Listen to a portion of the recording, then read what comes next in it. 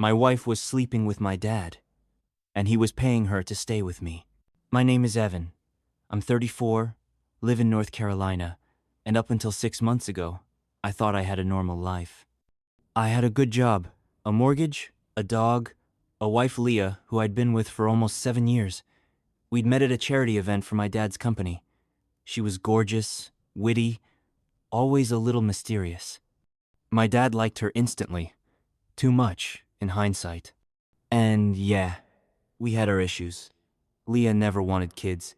She hated my job's long hours.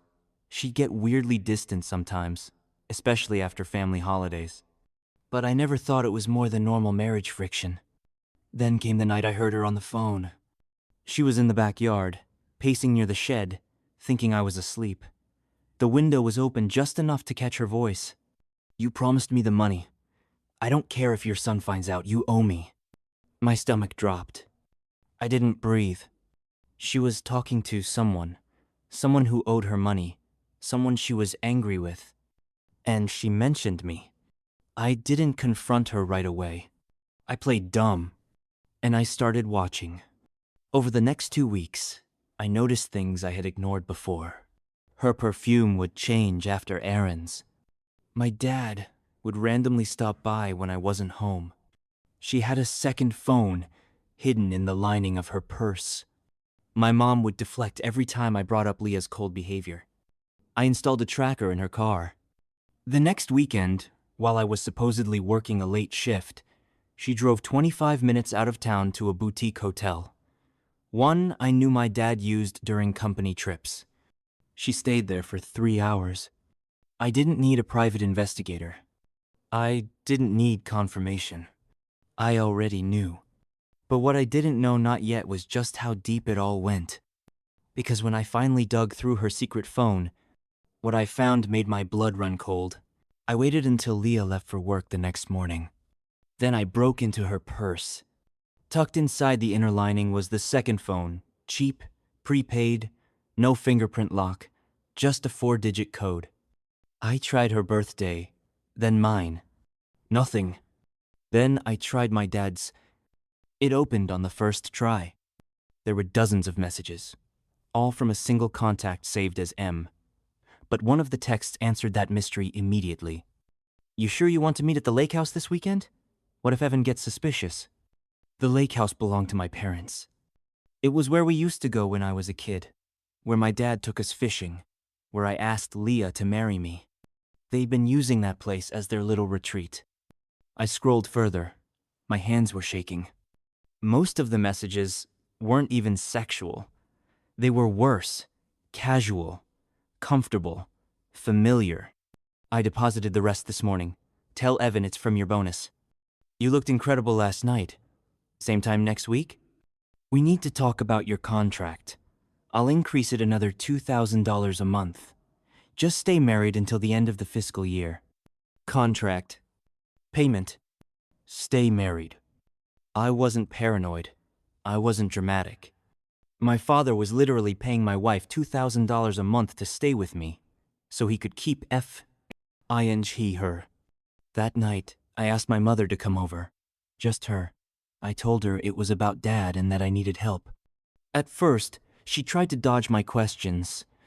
Told me I was imagining things, that I was being jealous, insecure, irrational.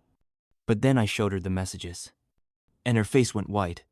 She didn't deny it. She just said, "I was trying to protect you." I wanted to scream, throw something. Instead, I just asked one question. "How long have you known?" She didn't answer. She didn't have to. I stayed calm, cold, even. Because in that moment, I realized something. This wasn't about heartbreak anymore. It wasn't about my wife cheating, or my dad lying, or my mother covering it up. It was about control, power. They thought they could orchestrate my entire life behind my back. Like I was some puppet in their little family performance. So, I decided to write my own ending. And when I was done, none of them would see it coming. I didn't sleep that night. Instead, I copied everything from Leah's second phone texts, audio notes, even bank screenshots. I cataloged it all into folders on a hidden drive. Messages, payments, proof of affair, legal. Then I got to work. Step 1. Freeze. I quietly separated our bank accounts. Transferred my salary into a private account she couldn't touch. Cancelled our shared credit card. Paused the autopay on her car lease which I had been covering. I even contacted a lawyer not to file for divorce yet, but to understand what I could do once I went nuclear. He told me something interesting. If she's receiving monthly payments from your father in secret, and it affects your marriage, that could qualify as financial fraud or coercion in some states. Bingo. Step 2. Bait. The following weekend, I told Leah I had to work late again. She smiled a little too quickly. I tracked her phone to surprise the lake house. This time, I followed. I parked half a mile away, dressed in dark clothes, and used the spare key I still had hidden under the porch. I didn't interrupt them, didn't scream or kick the door in. Instead, I placed a small audio recorder behind the headboard in the guest room, the one they always used. I left a second one under the living room couch. Then I left. I'd get what I needed later. Step 3. Exposure. The final step wasn't rage. It wasn't violence. It was precision. I scheduled a family dinner the next Friday at my parents' house. Said I wanted to celebrate a new job opportunity and thank them for their support. Leah wore red. My father brought wine. My mother smiled like nothing was wrong. I waited until dessert. Then I stood up, pulled a small box from my jacket, and placed 3 identical envelopes on the table. Before we toast, I said, I have gifts. Each of them opened their envelope at the same time. Inside each one, printed screenshots, bank receipts, a full transcript of the hotel visit, and in my mother's copy a timeline showing every day she had lied to me. They all went silent. My dad's face turned ghost white. Leah gasped. My mom whispered, Evan. I looked at them slowly, then said, Don't worry, I didn't bring lawyers. This isn't court. This is your mirror. You can decide what to do with it after I leave. And then I did. I walked out of the house and left them to rot in their shame. But it wasn't over yet, because I had one last card to play. I gave them a week. A week to confess. A week to apologize. A week to come clean. They didn't. Instead, my mother texted me, We should talk this through. Families make mistakes. My father emailed a vague apology and offered to financially support me through the transition. Leah. She had the nerve to come by the house and leave a note on the counter. We both made mistakes. We can fix this if you want. That was it. That was their damage control. So I gave them what they really deserved. I created a Reddit account under a throwaway name, posted the entire story on r, true off my chest, and r, infidelity with names redacted and minor details altered for privacy. Screenshots, audio clips, bank logs, everything. It exploded. Tens of thousands of upvotes. Comments from lawyers, therapists, even former cheaters admitting they'd never seen anything so calculated or so cold. A few users guessed it was real.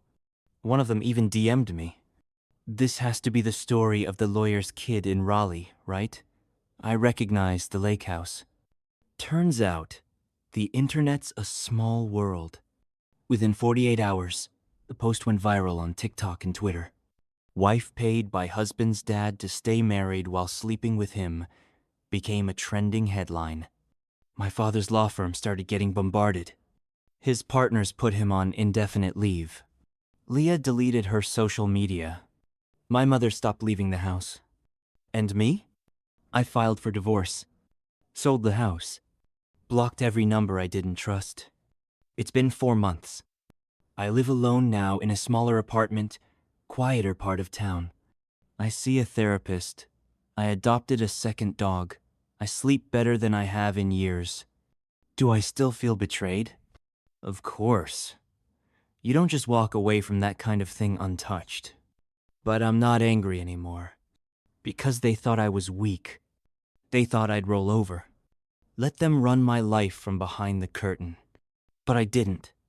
I pulled the curtain back. And I set it on fire.